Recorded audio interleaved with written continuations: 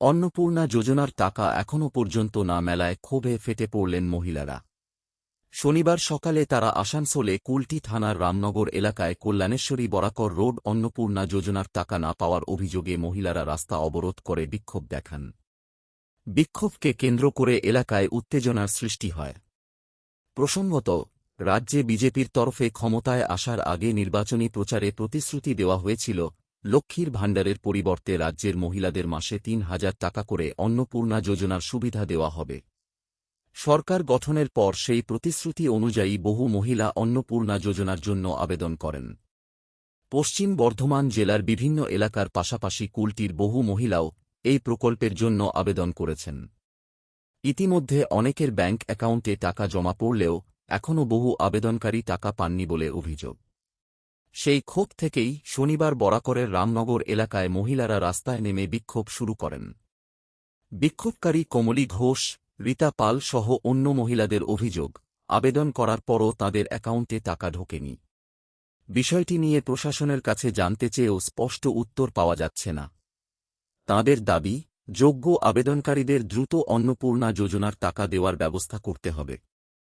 মহিলাদের রাস্তা অবরোধের জেরে এলাকায় যান চলাচলেও প্রভাব পড়ে। খবর পেয়ে কুলটি থানার ইন্সপেক্টর ইনচার্জ সহ বিশাল পুলিশ বাহিনী এলাকায় আসে। পুলিশ বিক্ষোভকারীদের সঙ্গে কথা বলে পরিস্থিতি সামাল দেওয়ার চেষ্টা করেন। বিক্ষোভকারীরা বলেন, সমস্যার দ্রুত সমাধান না হলে আগামী দিনে আরও বৃহত্তর আন্দোলনে নামা হবে।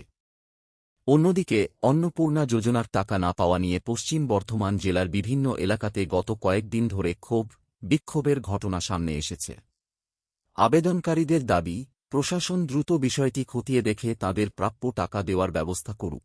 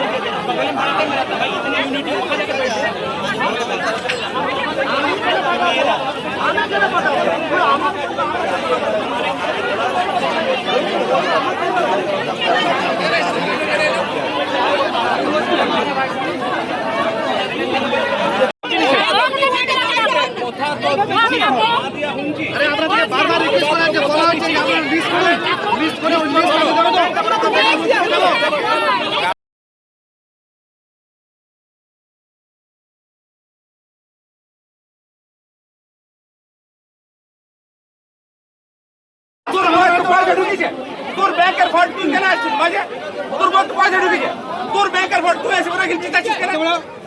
গরম করছে টাকা শুধু উস্কানি নাকি? গরম করছো, বাজার গরম করা। তোর তো পয়সা ঢুকেছিল, তোর এখানে বলছো না আমি ঢুকে যাবে, আমরা ঢুকাতে পারবো? আরে यार পয়সা ঢুকে ঘুরে গেছে, সারা গভর্নমেন্ট দিছে না যেটা তো গভর্নমেন্ট চলছে তো কেন মাঝে আসছিস? তুই তোর বয়ের লিমিট লিংক করলো মাঝে আসছিস।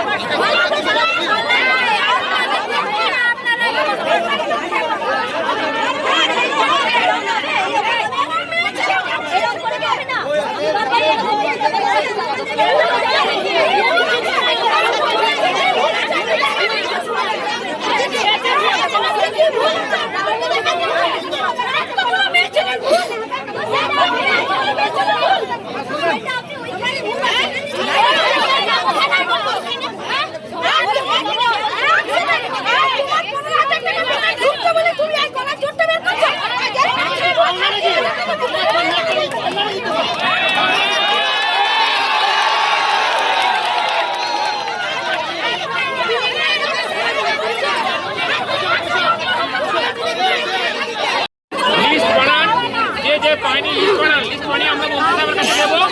এমনি করলে হয় না। আরে বাবা, আপনি শুধু পাইনি, তারপরে অনেকেই পাইছে, এরকম অনেকেই পাইনি। আরে আমার কাজ না করে সময় বসে থাকি, ব্যাপার নেই না বলছেন।